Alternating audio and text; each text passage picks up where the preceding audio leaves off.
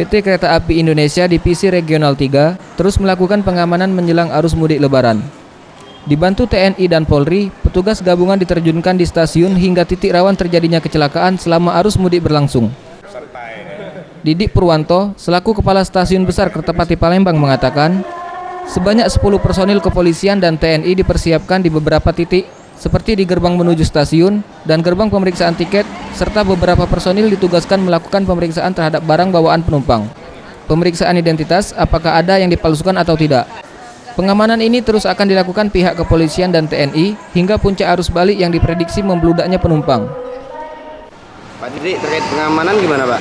Untuk pengamanan kita pada masa angkutan Lebaran tahun 2017 kita bekerja sama dengan TNI Polri, khususnya kaitan pengamanan ya untuk penumpang tak berangkat pada saat di stasiun, terutama ini katanya dengan pemeriksaan di boarding. Jadi petugas boarding dibantu dengan security dan petugas dari kepolisian memeriksa barang-barang bawaan untuk mengantisipasi jadi barang-barang yang tidak diperbolehkan masuk ke dalam stasiun.